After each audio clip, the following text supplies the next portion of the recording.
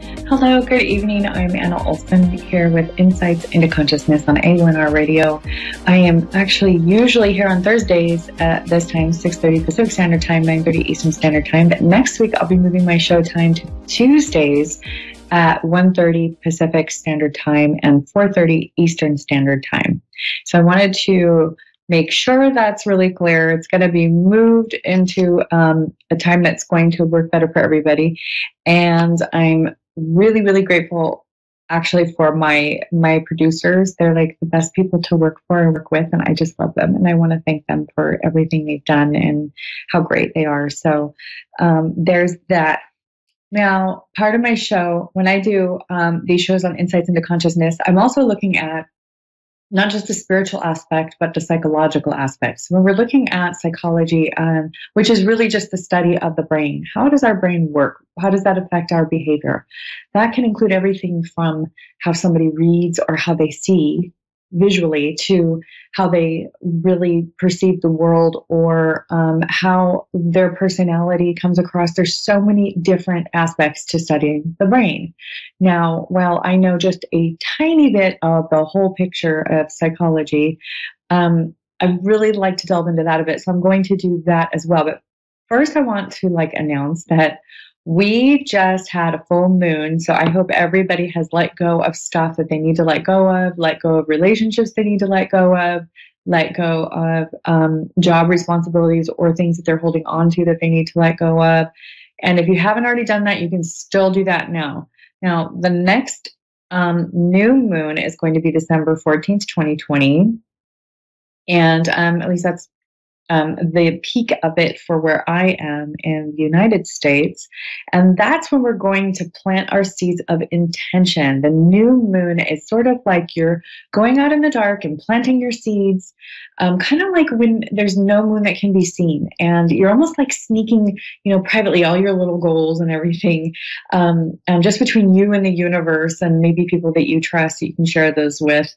And we wait for the full moon to come around, almost like, reflecting that sun to make them grow and harvest by the full moon. So I am really happy about the new moon coming so that we can really kind of start initiating all those things to really be sprouted and grown, to look at your goals and all the intentions that you've set for that new moon and how that looks by the full moon. So every 2 weeks, we should really be getting some good results of release on the full moon. And some people do it the other way around. But generally speaking, most people release things that no longer serve them on the full moon and then plant the seeds of intention on the new moon. So the other aspect of when we're planting seeds and goal setting, I work with a lot of clients on this very thing. We manifest things. If you want to work with me directly on regular sessions, just going over what it is that you want to manifest and to do it very quickly and to do it quicker than you ever thought possible, you can always contact me. My website is annaolsenintuitive.com. It's at the bottom of the screen. And we will go right through it, and I'll show you so many different ways to manifest what you want and to release the things that are no longer serving you and holding you in patterns. And we even look at it all the way back into your ancestry, which is really interesting, because the best way to really change our patterns is to figure ourselves out and to go way back down the family line to figure out where those patterns came from. Some of them are genetic and some of them are behavioral, environmental, that we learned when we're growing up. So now we're kind of delving more into the psychology part of the show. And I really want to make sure that you know that when you plant these seeds of intention, you can always let go of as much as you need to. But when you're planting seeds of intention, it's good to be specific. And I will tell you why. Because when we plant our seeds of intention and our goals, it needs to be something that when it happens, you have to be careful with what you ask for.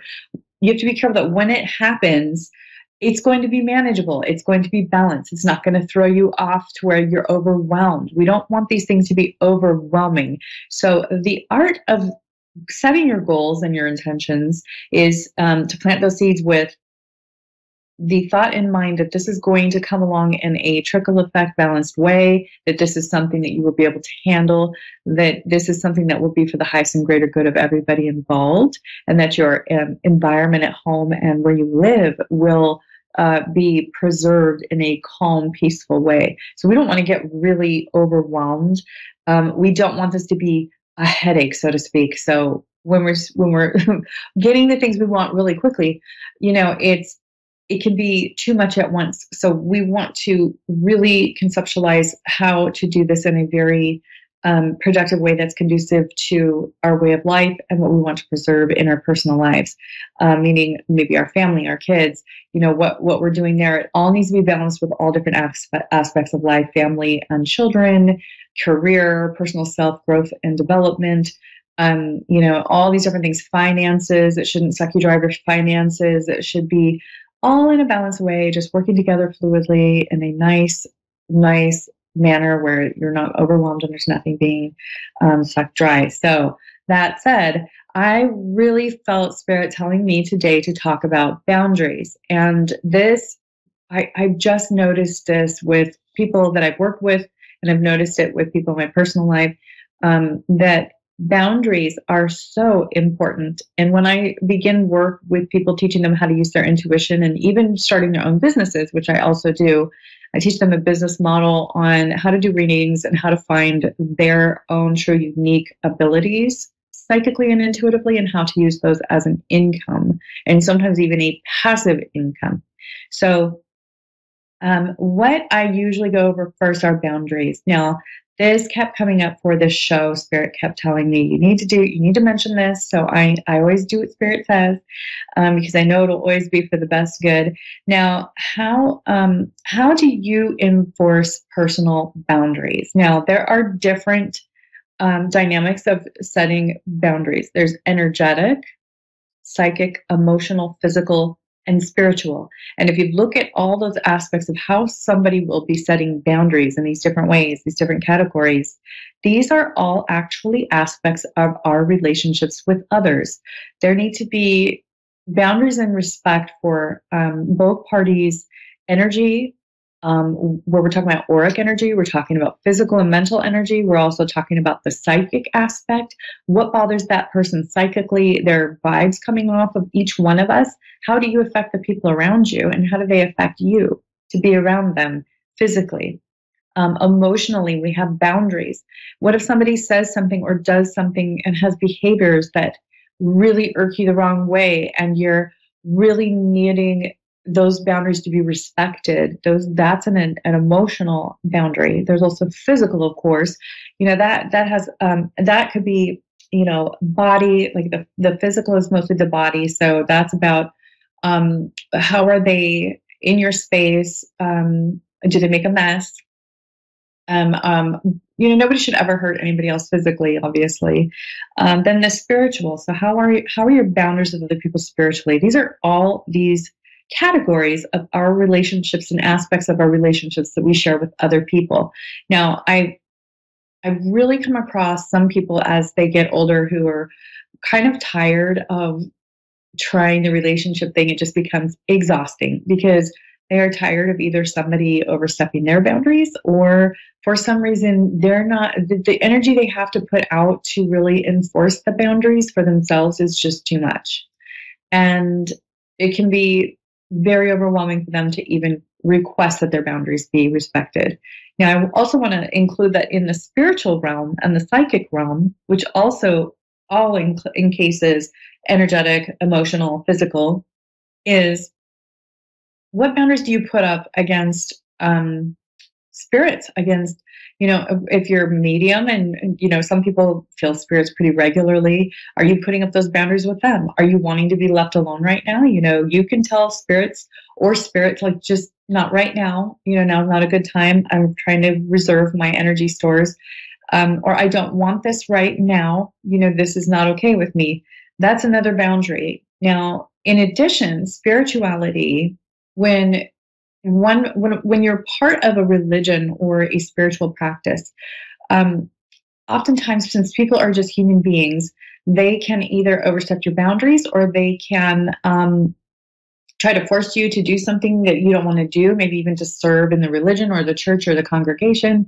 Sometimes you feel pressured. Sometimes it may be that, when you're in a spiritual place, it should be peaceful. It should be something that you want to do that's going to really serve you, and it's really going to serve the people around you. So, some people overdo it for their churches or their religions. And, this can just stretch all across the board. And the important thing to remember, I think, with all boundaries is to calmly, kindly, and respectfully tell the person, no, not right now. Or ask them questions.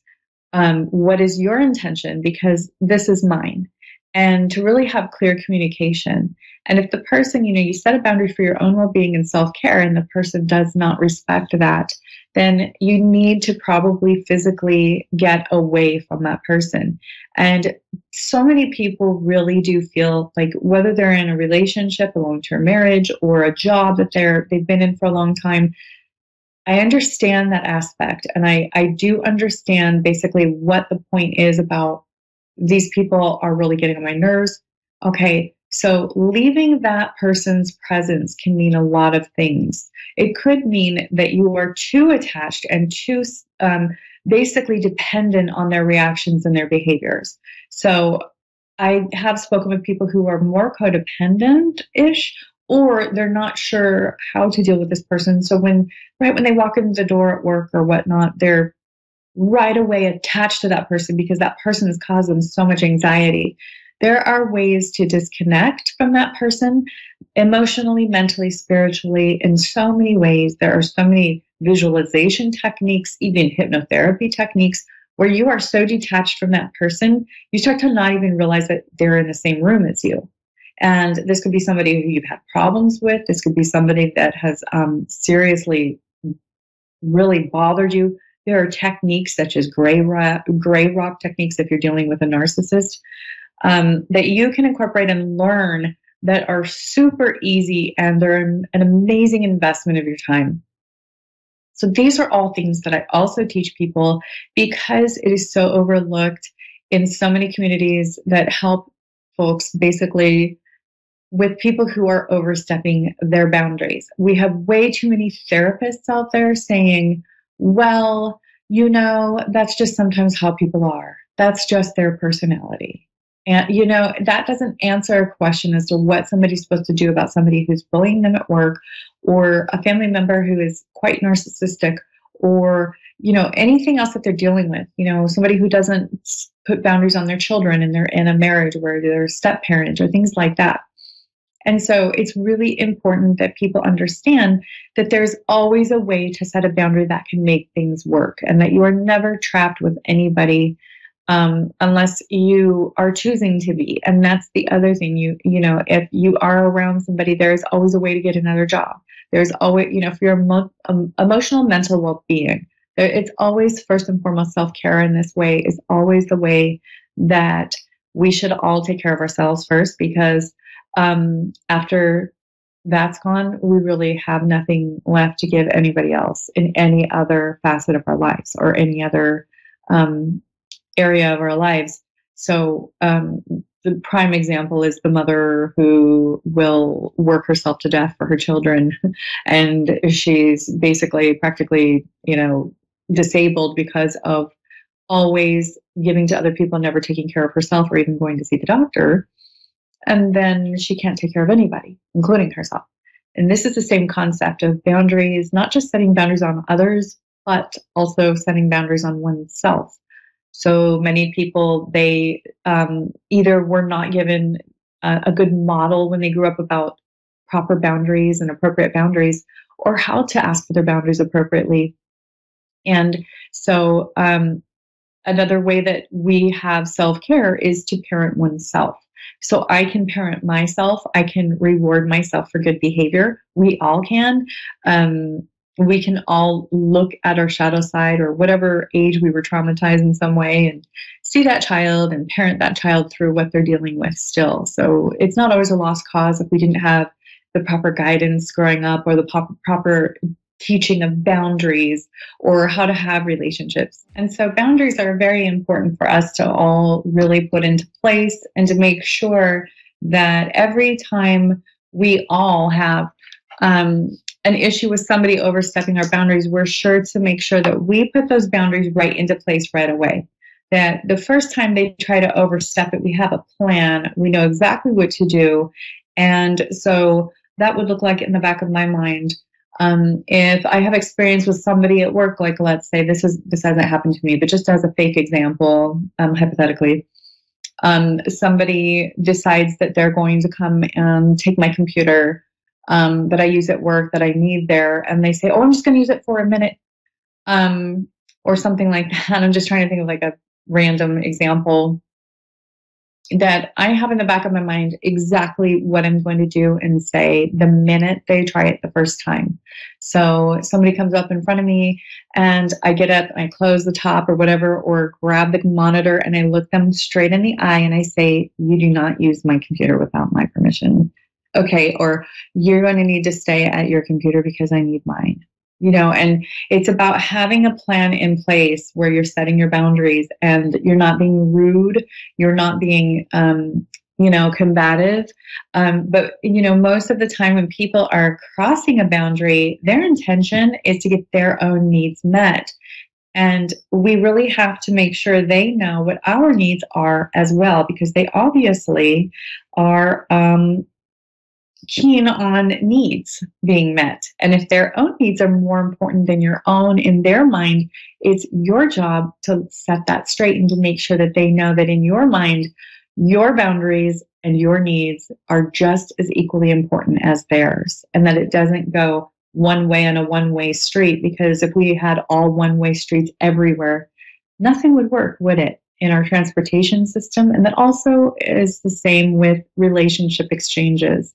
That is also true when we are dealing with other people and not just getting our needs met, but teaching them how to meet others' needs or to meet our needs. And it is our responsibility to set boundaries and to let people know what we need. So that's spiritual and in every other aspect here that I mentioned: energetic, psychic, emotional, physical, spiritual. All those categories, that's our job exclusively, to protect ourselves like we would protect our best friend, our child. We are equally as important ourselves, and we can do this in a kind, loving manner. So I have a caller on the line. I'd like to do a reading now. I have Kelsey from Ottawa, Ontario. Kelsey, how are you doing tonight? I'm good. How are you? I'm doing great. So what can we focus on for your reading tonight? What would you like to look at? I just wanted to make sure that I'm making the right choices. I am, going down the right path. With like the schooling or with love. Okay, so you're wondering about relationship and schooling. So have you started your schooling yet? No, I'm starting next month. Okay. All right. I do feel like, not when I'm looking at your cards, what I'm feeling like is there was a readiness for family that basically was either put on hold, or you're not sure, like, about kids. I'm getting, for some reason, kids in the picture. Do you already have kids, or are you kind of contemplating that aspect? I have one child. I have a daughter. Okay. And I'm feeling like this was something that didn't go as you originally had planned, but of course we love our children no matter what. Is there something about the relationship with her dad, or? Yes. Well, we split up about a year and a half ago. So, okay, so you're doing a lot of this on your own. Sorry? Okay. So you're doing a lot of this on your own then? Oh, yes. Yep. Okay. That's what I was getting was, there's this energy of like, you're hoping to have this like family unit. It didn't work out the way you were hoping. And now it's kind of like this decision of like, okay, do I spend less time with my daughter and go through this career change? Or do I spend more time with her and, kind of put that on hold, is what I'm getting. Yep, you're right. Yes. Okay. Now, is there another, do you have somebody in the picture now that you've been seeing? Because I'm feeling this male energy too. I just recently broke off with somebody about 3 weeks ago. Okay. 3 weeks ago. Okay. Because I do feel that now it's interesting because originally I felt like he was going to be kind of a partnership in this process for you. And part of the reason why you're having to change gears here with your life path is because this relationship ended. Sort of, yeah. Okay. Because Spirit is telling me that you can actually have a relationship and go that route. And now I understand you just broke up with this guy, but I'm feeling like Spirit is saying it would be okay for you to put it on hold and spend more time with your daughter and be with somebody seriously. And I don't know if it's the same guy. It's interesting because I felt like it was that same guy, but I know you're just saying that you broke it off with him, and I don't want to be like, oh, go back with him. That's not what I'm saying. It's just, it feels like that same energy from the guy you broke up with 3 weeks ago. So I'm just like telling you how I'm feeling that reading. Yes. And, Spirit is saying it's okay if you want to do it that way. It's really interesting because was he a pretty integral part of your daughter's life too?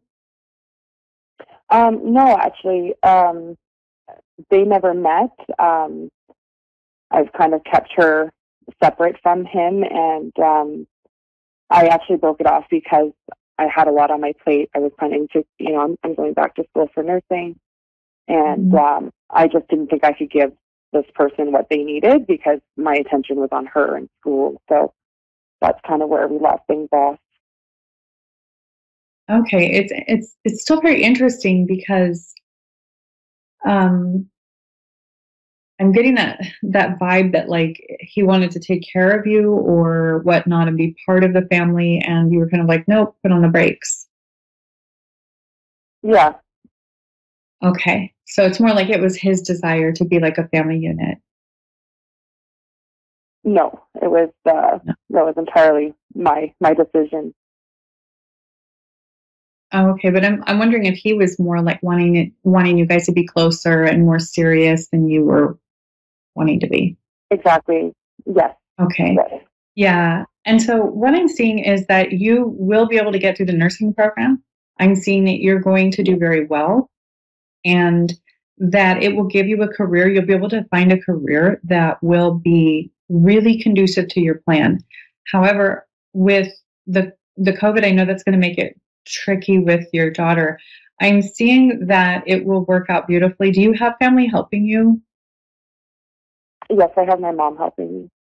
Okay, good. That's what I'm seeing here. That's going to really be your support. So I just have about 90 seconds left, but I'm definitely seeing a future relationship. I'm seeing that you're going to be able to get through the nursing program. You're going to do very, very well. It's definitely your forte.